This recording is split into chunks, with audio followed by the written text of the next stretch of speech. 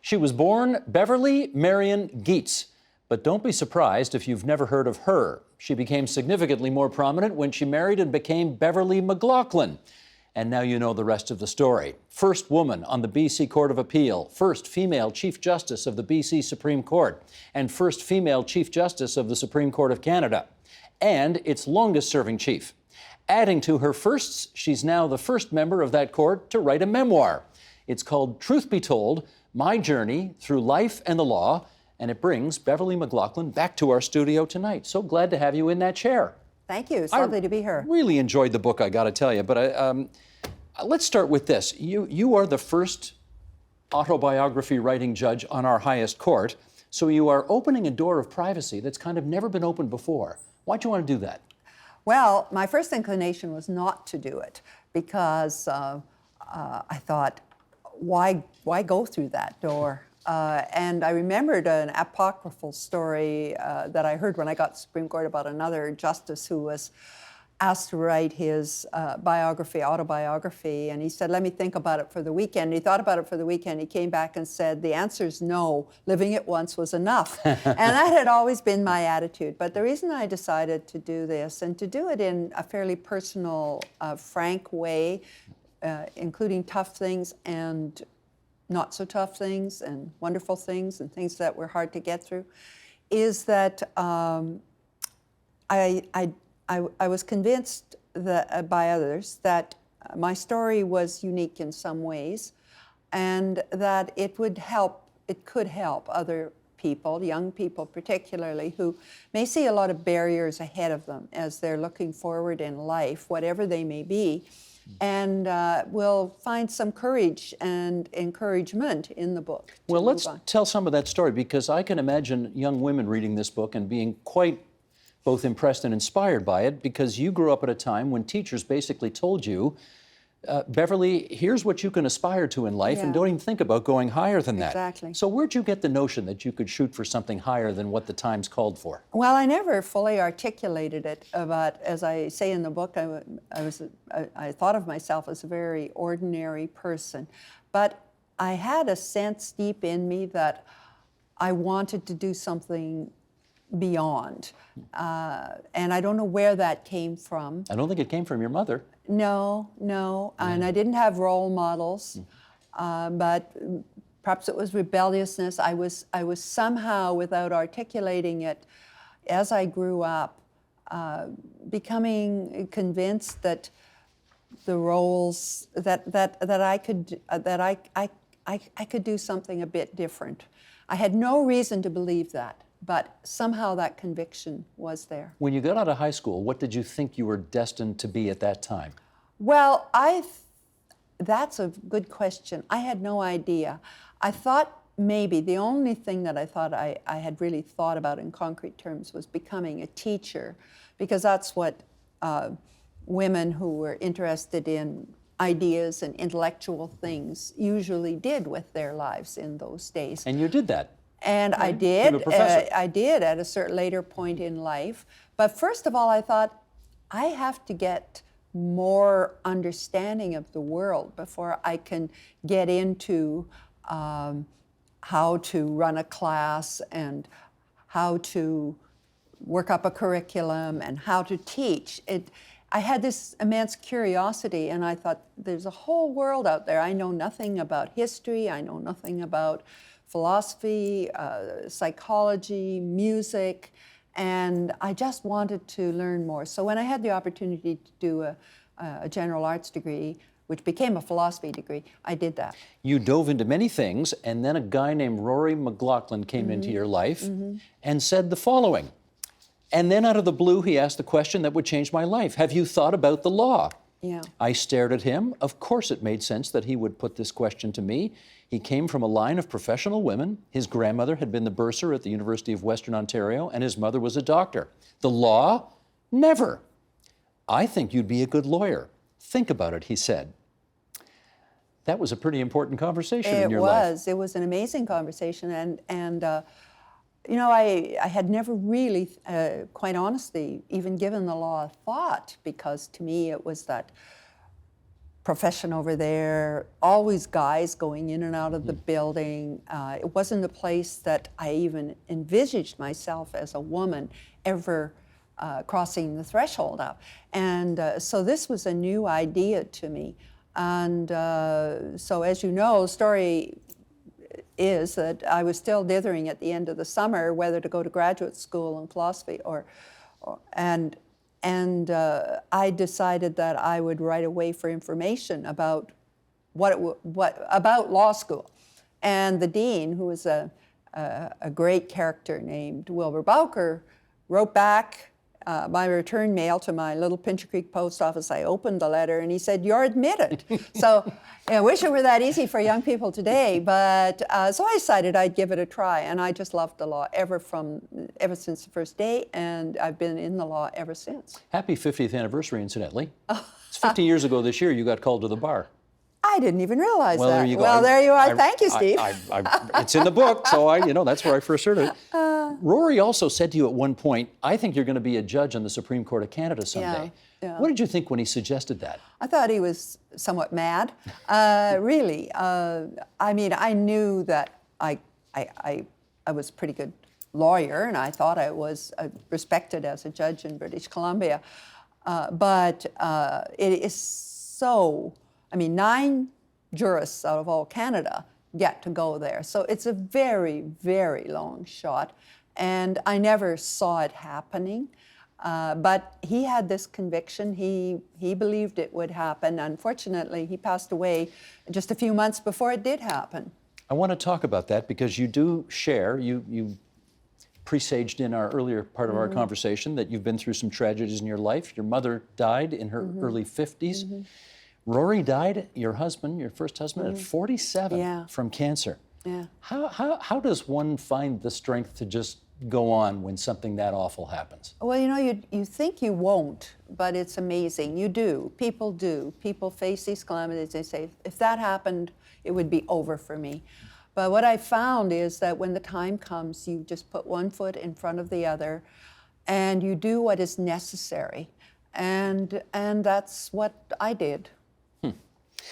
You mentioned a moment ago that when you looked at the law, you thought, that's probably not for me because it's all guys and it's very macho. And I guess, given the times in which we live, I should ask you about how much sexism and inappropriate behavior and that kind of thing you ran into at this time in your life. Well, quite a bit, a lot. And even the classes were taught from that kind of a perspective, and there was little sensitivity, what we'd call inappropriateness today, writ large, was there, and there was just this sense about things that this was a man's world. Women were allowed there, provided they did work and contributed, but it was basically going to be a man's profession. And you always felt like an imposter a little bit, like you were in the wrong place, and then you tell yourself, I'm in the right place, I can do this, I love this, and you move on. So there was quite a bit of that.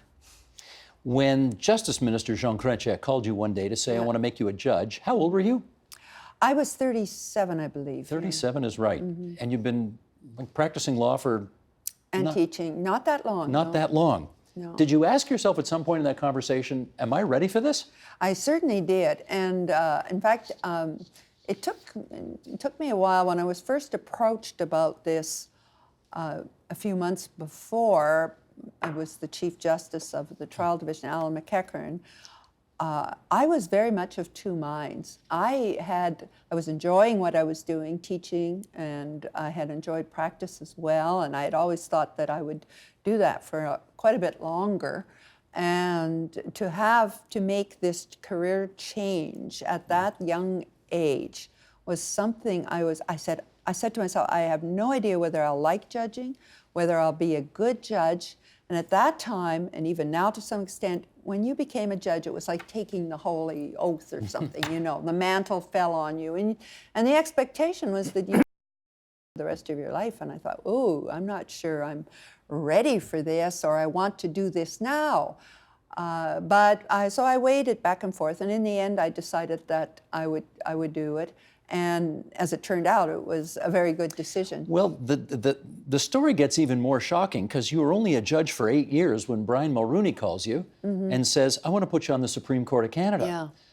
Yeah. Can I ask you a real snippy question Yeah. here? You know, after having only been a judge for such a relatively short Yeah. period of time, Yeah.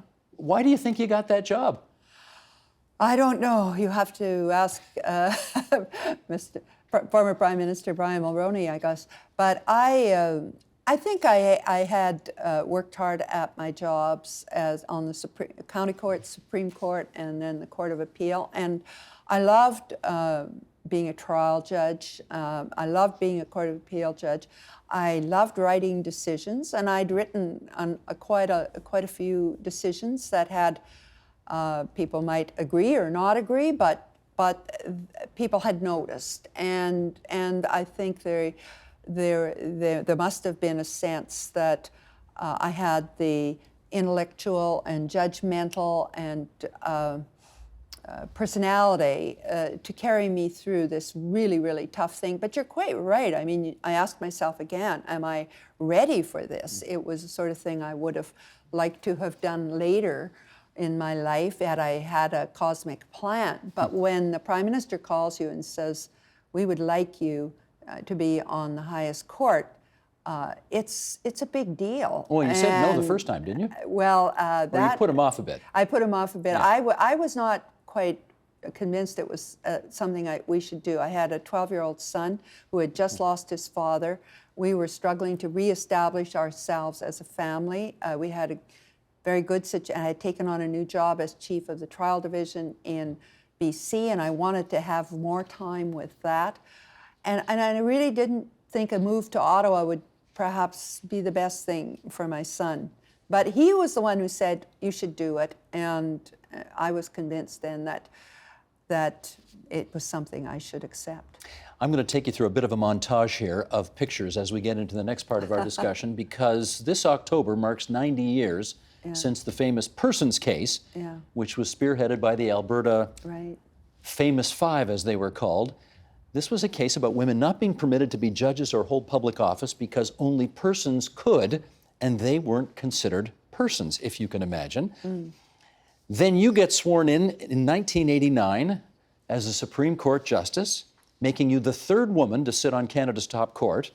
The first woman, Bertha Wilson, was there. What did she say to you? Well, she leaned over from her place, which wasn't next to me, and she said in a stage whisper, I don't know if it was picked up or not, she said, 3 down, 6 to go. Of course, there's 9 judges, and I made 3 women. So it was a lovely, humorous moment, and we laughed because, of course, we knew we couldn't be serious about that. Although one gentleman, when I told the story in a subsequent speech, took it very seriously and said, what does this new judge think she's doing? Can you imagine 9 women on the Supreme Court? And I thought, well, it's been 9 men for a long time and it hasn't collapsed, so. Why not? Why not? Let's do one more picture here. Here's you signing on as Chief Justice with Jean Chrétien and the Governor General, Adrienne Clarkson. Yes. And what happened to your pen there? Well, I guess I was nervous or over anxious. Anyway, the nib broke. So Jean Chrétien, you can see his hand there, he reached over and gave me his pen. So I signed with the Prime Minister's pen. There, you know, I think it's worth exploring how you managed to have such a meteoric rise on the court. And I think part of it is, I'm sure Prime Minister Mulroney fancied the idea of putting someone from Alberta, you know, in the Chief Justice's job. You know, the West wants in, and this was a great demonstration of the West getting in, I guess. Being a woman helped too, I think, didn't it? Are you talking about my first time on the court when I was appointed as a judge? Appointed to the Supreme Court, yeah. And then Chief Justice. I think, you know, one doesn't know, but I think I can say that there was a consciousness that had developed in the previous Liberal government, but was also no doubt shared by Prime Minister Mulroney, that we needed more diversity and we needed more women on the bench. It was about time, wasn't it? It certainly was. Yeah. And so the political will to get more women appointed as judges and get more women on the Supreme Court of Canada was there. And I think that all relates back to the Canadian people. I think Canadians are sometimes ahead of these things compared to other countries. And there were a lot of people who were very supportive of having more women on the bench and more women on the Supreme Court of Canada. And if you think about it now, if you were to go back to one or two women, I think there'd be a public it would feel out of balance. It would feel out of balance. Mm-hmm. So, yeah, I was a beneficiary of that sentiment. I want to focus for a second here on, I guess, what is kind of an interesting footnote in Canadian history, because just by way of background, the Governor-General has to sign every bill that passes through Parliament in order for it to be law. And when the Governor-General is sick, who pinch hits with that duty? Yeah, well, all the Supreme Court justices are sworn in as deputy Governor-Generals for the purpose of signing, and on usually on certain things, like receiving ambassadors and credentials and that kind of thing. It would usually be the Chief Justice who would be asked.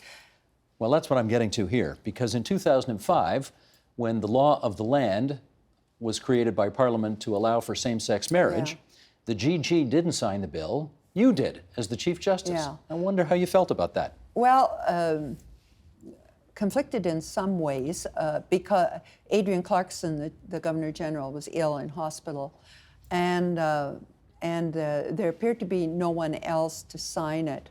Now, this is a very important bill for many Canadians, and people had been waiting for the bill to get through the Senate, and at that point they arranged their marriages and so on. And then the Governor-General was ill, so she couldn't sign it. And had I not signed it, which in the end I decided to do,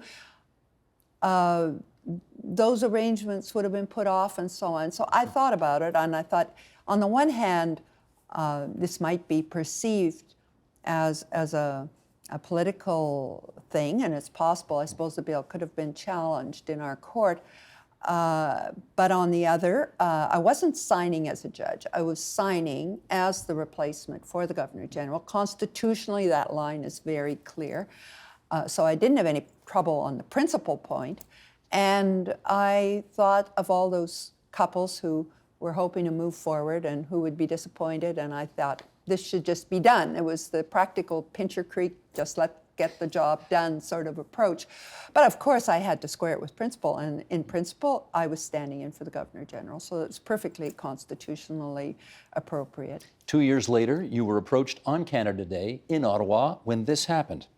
As we were leaving, a same-sex couple approached holding the hands of a toddler. "We want to thank you," said one. "We are here today together with our child. Without the court, this would not have happened." I looked at him and saw tears in his eyes. The little girl between them smiled up at me and Frank, your second husband, and we smiled back.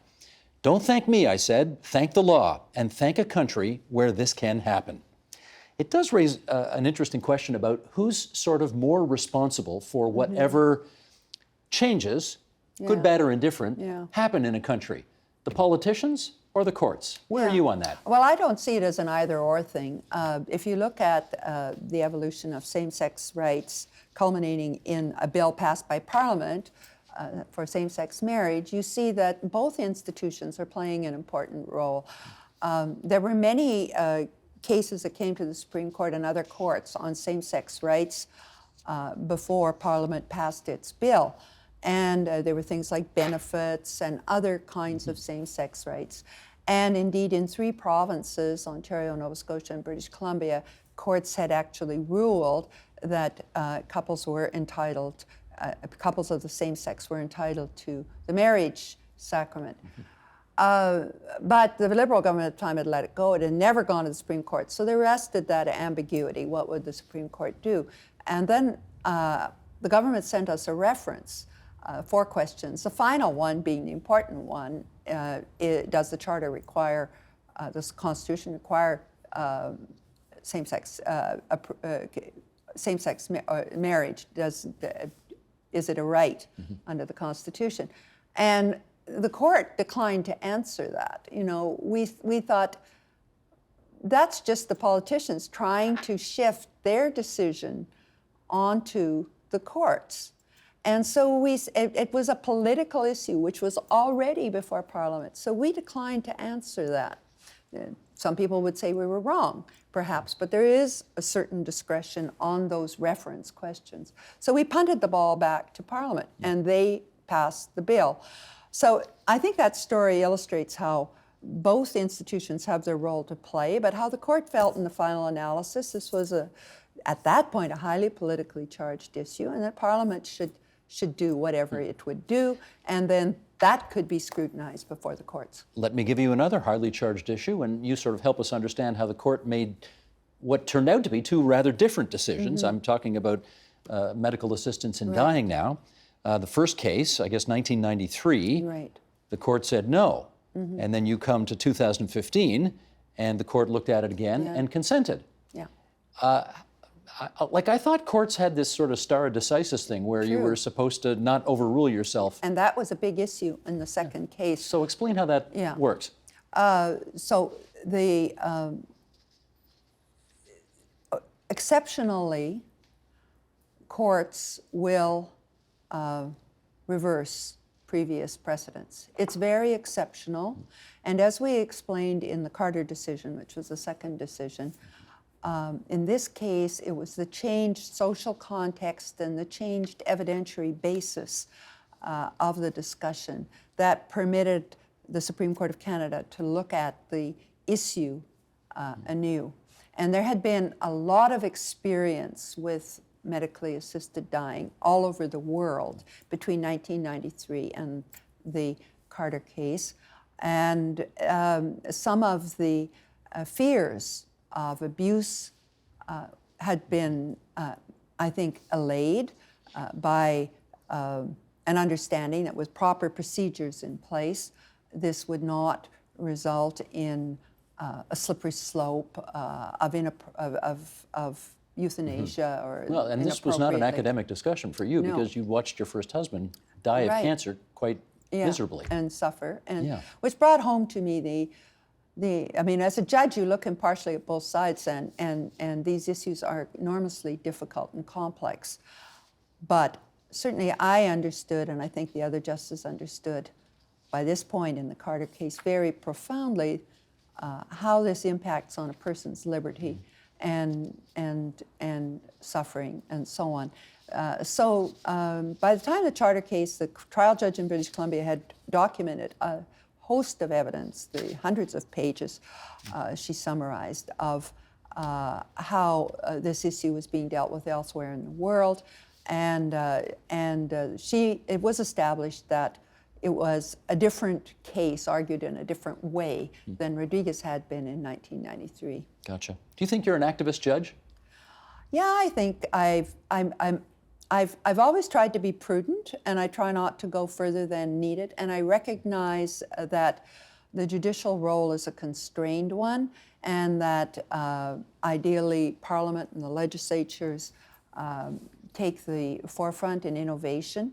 But if a citizen came before me and my colleagues and showed that the existing laws were violating their rights, then I was prepared to follow that through to wherever it took me, even if it might result in some criticism or might upset some people or make some people say I was too activist. I thought that was my job.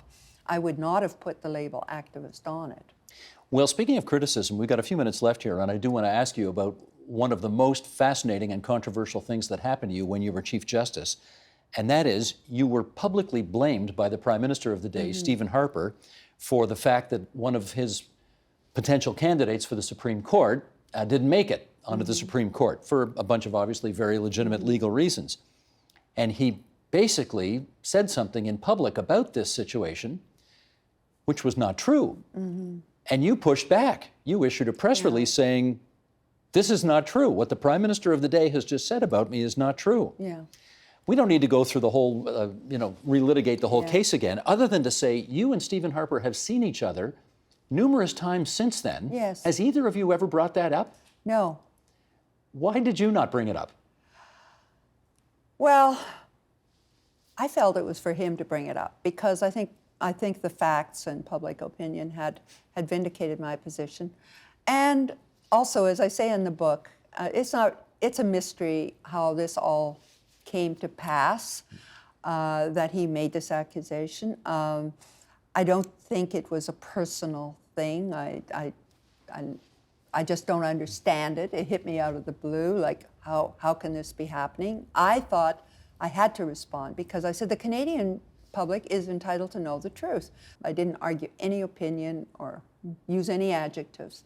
But I thought it was important to get the facts on the table. And once the facts were on the table, it died down. A lot of legal groups and other people came to the defense of the independence of the judiciary and the need for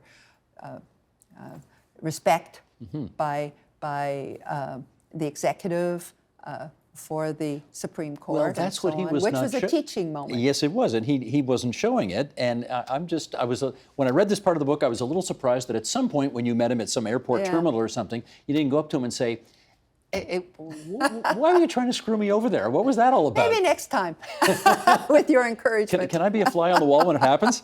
You got a dog, eh? You almost named him Harper? Oh, it was a bit of a joke, but actually I thought it would be great because I like the name Harper.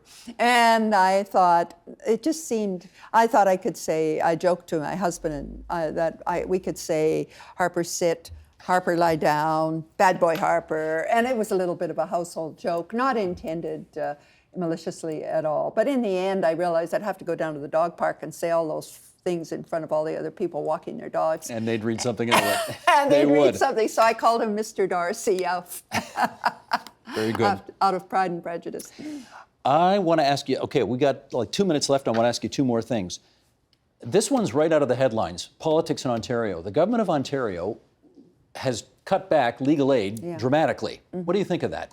Well, I think I'm on record. I write a blog for Legal Weekly, and I think we desperately need more legal aid, not less. And I never make political statements, but I care deeply about the justice system and access to justice, and people have to get legal help to be able to maneuver their way through the system. And if they don't, it slows everything down in the system. It costs everybody more money in the long run. So it's, for me, a no-brainer. So you would urge them to revisit that decision? I would.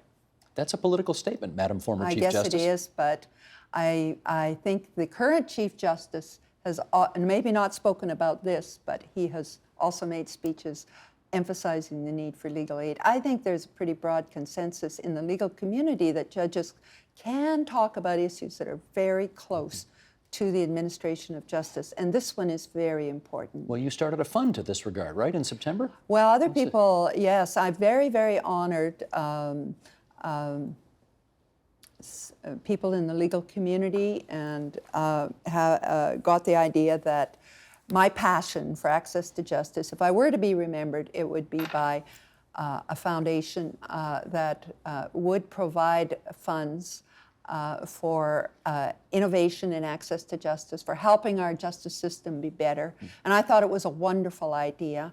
And so now we've raised a fair amount of money, and I'm really, I never was involved in raising the money myself, but I'm gratified that the fund has been established. What's a fair amount of money? I think 7.5, and we're hoping for more. Million. And of course, I will not get anything out of this, but we're in a position now where I hope in the next year we'll be accepting applications from organizations that want to improve access to justice, both by research, by innovation, by on-the-ground measures. And I think one of the problems with access to justice is that there's no sustained funding for things. People get a great idea, it works for 2 or 3 years, and then it's cut back, and so on. And the short-term nature of our politics and so on. So if there is a more permanent fund, perhaps it can do some good and produce more sustained results. That's my hope. I want to ask you a completely frivolous question for the last one, and that is, when you were a little kid, you apparently knew how to spell a word that's very long, and I want to know if you can still spell it. Spell Rumpelstiltskin, Beverley McLachlin. Not a chance. So you could do it at 2 and you can't do it at whatever? I don't think I could do it at 2, but It's in the book. Parental encouragement, you know. Understood. They were hoping. It's a great pleasure to have you back here. I think this is your 3rd visit to our studio. It is. And we're really grateful whenever you spare some time for us. This is Beverley McLachlin, the former Chief Justice of Canada, the longest-serving Chief Justice in Canadian history, and her book's called Truth Be Told, My Journey Through Life and the Law. Thanks so much. Thank you. The Agenda with Steve Paikin is brought to you by the Chartered Professional Accountants of Ontario. CPA Ontario is a regulator, an educator, a thought leader, and an advocate. We protect the public. We advance our profession. We guide our CPAs. We are CPA Ontario. And by viewers like you. Thank you.